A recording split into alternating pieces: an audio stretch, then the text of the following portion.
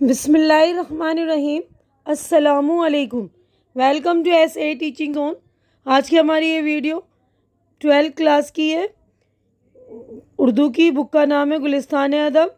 تو آج ہم کر رہے ہیں لیسن نمبر 24، سبق نمبر 24 ہے، جو کہ نظم والا حصہ ہے۔ ہم نے نثر والا حصہ مکمل کر دیا، تو لائن سے ہم چل رہے ہیں۔ تو یہ سبق نمبر 24 پر آ رہی ہے نظم روح ارضی آدم کا استقبال کرتی ہے۔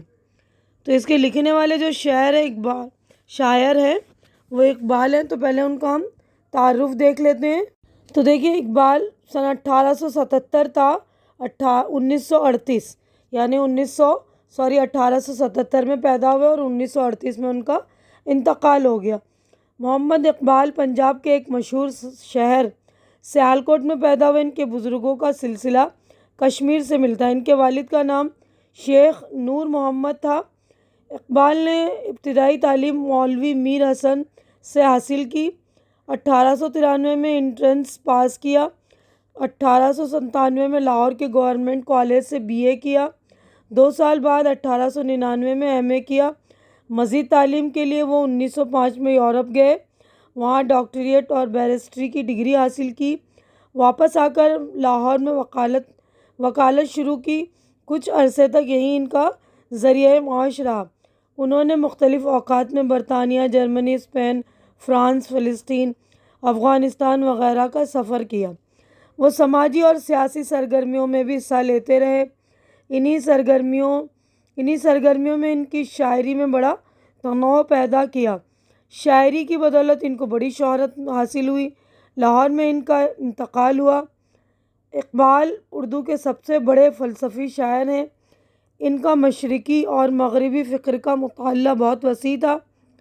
قدیم اور جدید علوم پر وہ گہری نظر رکھتے تھے۔ انہوں نے 20ویں صدی کے ذہنی، معاشرتی اور اخلاقی مسائل کا جائزہ انتہائی بالغ نظری کے ساتھ لیا ہے۔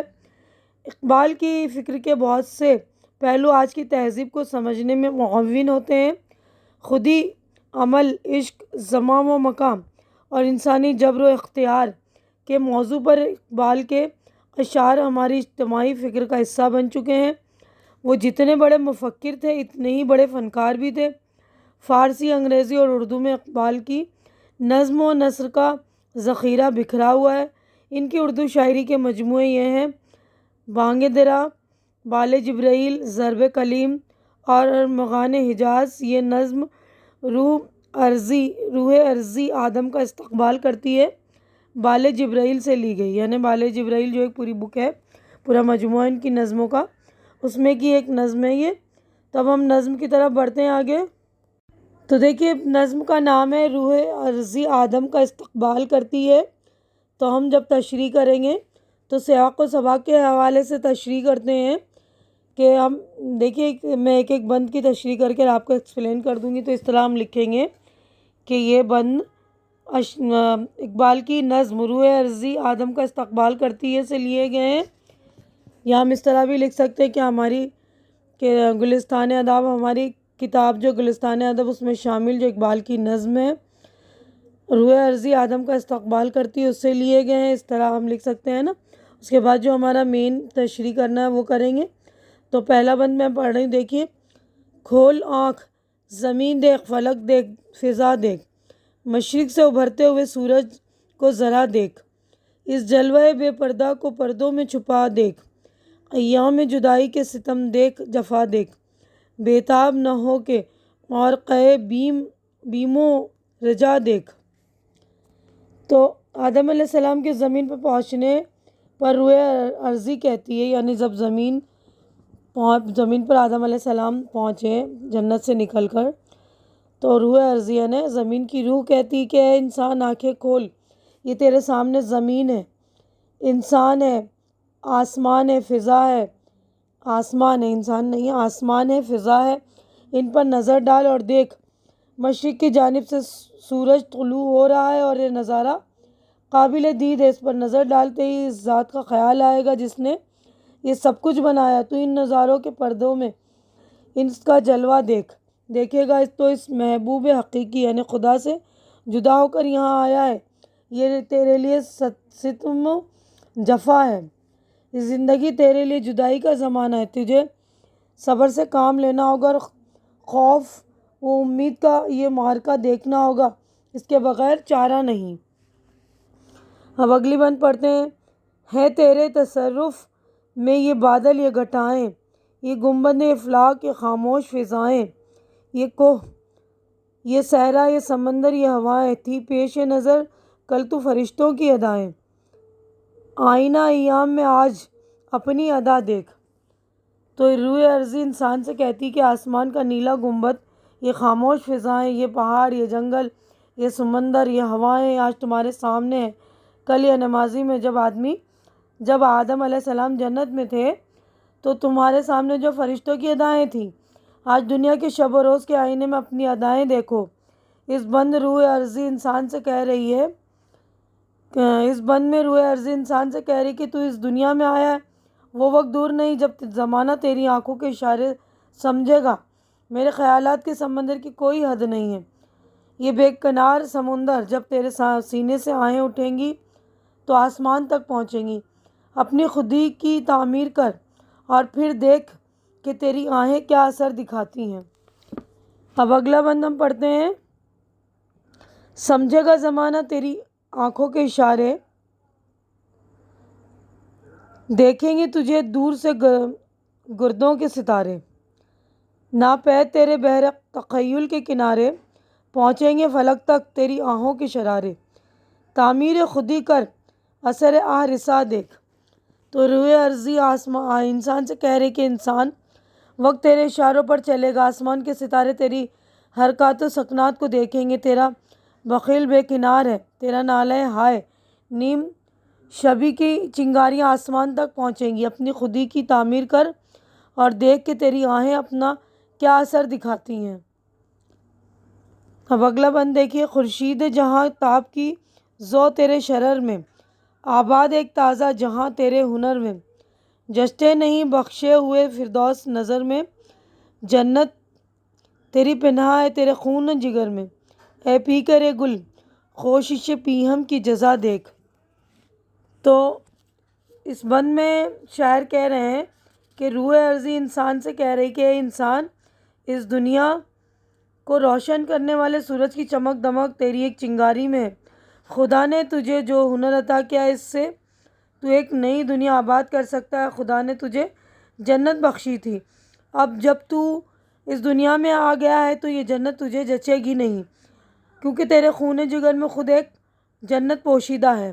یعنی انسان اپنے قوت عمل سے خود اس دنیا کو جنت بنا سکتا ہے۔ روح عرضی کا کہنا ہے، اے خاک کے پتلے، تو لگاتار کوشش کر اور پھر دیکھ تجھے اس کا کیا پھل ملتا ہے۔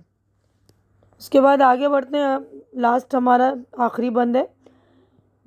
نالندہ تیرے عود کا ہر تار ازل سے، تو جن سے محبت کا خریدار ازل سے، تو پیر صنم خانہ اسرار ازل سے، محنت کش و خوں ریز و کم آزار ازل سے، ہے راقب تقدیر جہاں تیری رضا دیکھ۔ تو یہاں پر روح عرضی انسان سے کہہ رہی کہ تیرے ہر ساز کا ہر تار دنیا کی پیدائش کے وقت سے ہی نغمے گا رہا ہے، تو ہی عشق کی جنس کا خریدار ہے، تو ہی محنت و مشقت اٹھاتا ہے، اپنا خون پسینہ ایک کرتا ہے، تیری ذات سے ایک دوسروں کو کم ازار پہنچتا ہے، تو لوگوں کے دکھ و درد میں شریک ہوتا ہے۔ کم ازار پہنچتا ہے نا، کم دکھ و تکلیف پہنچتا ہے، تو لوگوں کے دکھ و درد میں شریک ہوتا ہے۔ تیری ہی رضا کب تقدیر کی سواری، یعنی اگر انسان اپنی خودی کو اتنا بلند کر لے کہ پھر خدا بندے سے خود پوچھے، بتا تیری رضا کیا ہے، انسان اپنے عمل سے خود ہی اپنی تقدیر لکھتا ہے۔ تو یہاں پہ راقب تقدیر ہے نا، یعنی تقدیر لکھنے والا، تقدیر کی سواری جو ہے کہ اپنے تقدیر کو خود تو اتنا بلند کر اپنے عمل سے، تو کہ اپنی تقدیر کو اونچا لکھ دے، ہے نا۔ تو یہیں پر ہماری نظم پوری مکمل ہو گئی ہے۔ دیکھیے شاعر کا نام ہے اقبال۔ تو یہ والا پیج ہمارا مکمل ہو چکا ہے۔ اگلے صفحے پر ہم چلیں گے۔ دیکھیے تو اگلے صفحے پر ہماری جو ہے مشق ہو گئی ہے شروع۔ تو مشق میں پہلے جو ہے لفظ و معنی، پہلی مشق لفظ و معنی، پہلا لفظ ہے معرکہ، جنگ، بیم خوف اندیشہ، رجا امید، تصرف اختیار قابو، ذوق روشنی نور، شرر چنگاری، پیہم لگاتار مسلسل، نالندہ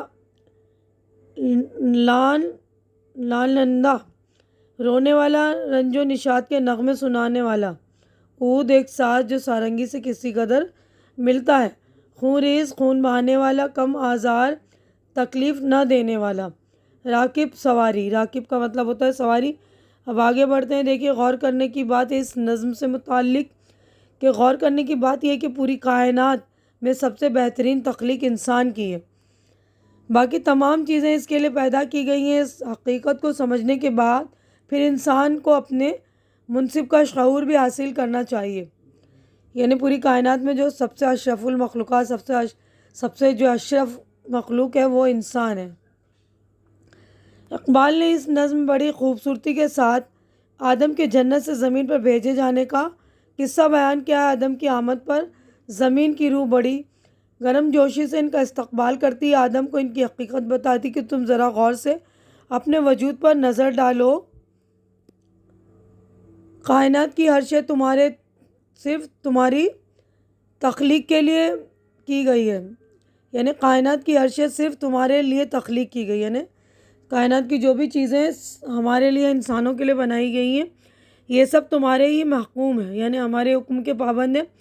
فرشتوں نے آدم کو ان کی عظمت کا احساس دلاتے ہوئے جنت سے رخصت کیا تھا، پھر دنیا میں اسی طرح ان کا شاندار اور پراتفاق استقبال بھی کیا جانا چاہیے تھا۔ نظم میں ارتقاء خیال کے ساتھ الفاظ کا انتخاب اور آہنگ بھی بہت مناسب ہے، یعنی جو الفاظ استعمال کیے گئے ہیں بہت ہی مناسب ہے۔ اب آگے بڑھتے ہیں، ہم دیکھیں تو سوالات ہیں یہاں پر، تو ہمارے 5 سوالات ہیں تو ہم 5 کے جوابات دیکھیں گے۔ پہلا سوال دیکھیے، روح ارضی آدم کا استقبال کیوں کرتی ہے؟ تو جوابات دیکھ لیجئے۔ تو دیکھیے پہلے کا جواب ہے خدا نے آدم علیہ السلام کو جب زمین پر اتارا تو یہ زمین اس کے لیے ایک نیا مقام تھی، وہ یہاں اجنبی تھا انسان کے لیے۔ جنت سے دنیا میں پہنچنے پر آدم علیہ السلام کا استقبال کیا کہ آدم اس دنیا سے متعارف ہو جائے اور یہ دنیا اس کے لیے اجنبی نہیں رہے۔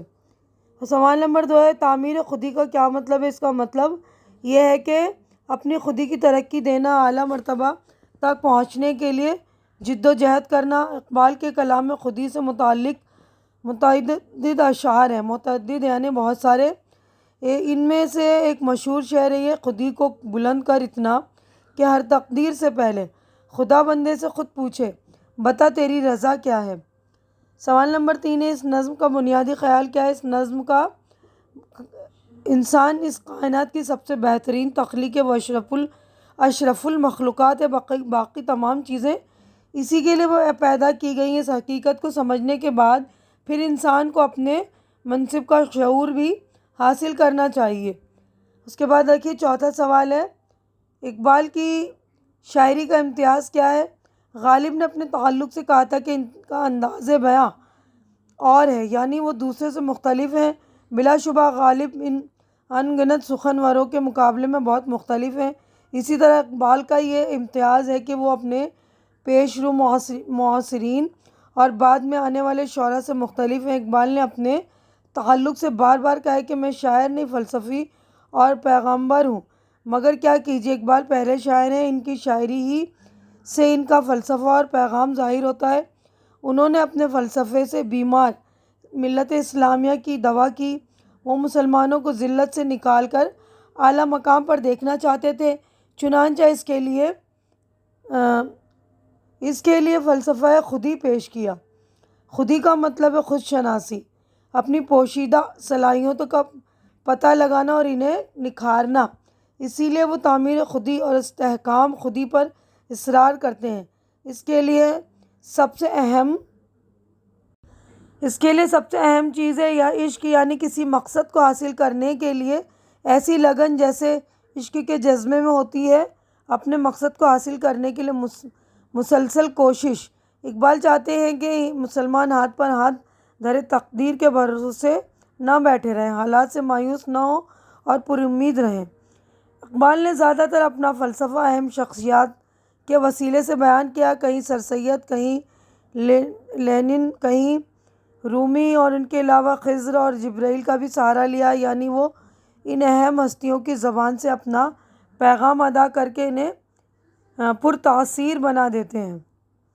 اقبال کی شاعری کا ایک امتیاز یہ بھی ہے کہ وہ فلسفہ اور پیغمبر ہونے کے باوجود خشک نہیں، ان کے کلام میں موسیقی اور مترنم بحروں کا انتخاب کرتے ہیں، اسی لیے ان کی غزلوں اور نظموں کو خوش آہنگی کے ساتھ گایا جا سکتا ہے۔ سوال نمبر 5، ایسی نظم جس کے ہر بند میں 5 مصرے ہوں اسے کیا کہتے ہیں؟ 5 مصروں پر مشتمل ہر بند والی نظم مخمس کہلاتی ہے۔ مخمس کا مطلب ہی 5 ہوتا ہے، مخمس کہلاتی ہے۔ نظم روح عرضی آدم کا استقبال کرتی ہے، ہر بند میں 5 مصرے ہیں، یہ مخمس نظم ہے نا۔ تو اب آگے بڑھتے ہیں ہم۔ دیکھیے ہمارے 5 جوابات مکمل ہو چکے ہیں۔ عملی کام متضاد لکھیے یہ، تو یہ سارے الفاظ عرضی، فلک، خورشید، ازل، محبت، اور اس کے بعد یہ والا سوال بھی ہے، اس نظم کے 5 مرکب الفاظ کی نشاندہی کیجیے۔ تو دونوں کے جوابات ہم دیکھ لیتے ہیں، متضاد بھی اور مرکب الفاظ بھی۔ تو دیکھیے یہاں پر الفاظ ہیں اس کے متضاد، یعنی الٹے الفاظ: عرضی سماوی، خورشید ماہ، محبت نفرت، فلک زمین، ازل ابد۔ اب اس نظم کے 5 مرکب الفاظ کی نشاندہی: ایام جدائی، مورقہ بیم و رجا، بحر تخیل، خورشید جہاں تاب۔ تو ہمارا جو عملی کام مکمل ہو چکا ہے۔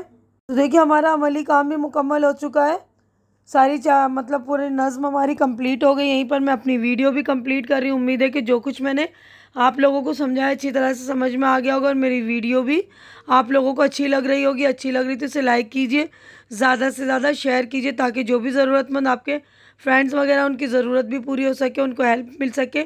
اور میرے چینل کو سبسکرائب کر کے آپ لوگ میری ہیلپ بھی کیجیے، میرے چینل کو سپورٹ کیجیے، کیونکہ اس وقت میرے چینل کو آپ لوگوں کے سپورٹ کی بہت زیادہ ضرورت ہے۔ تو پلیز میرے چینل کو آپ لوگ سپورٹ کریں، میری ہمت بڑھائیں۔ ہماری اگلی ملاقات انشاءاللہ نیکسٹ ویڈیو میں ہوگی، تب تک کے لیے آپ لوگ اپنا خیال رکھیے، مجھے دعاؤں میں یاد رکھیے۔ اللہ حافظ۔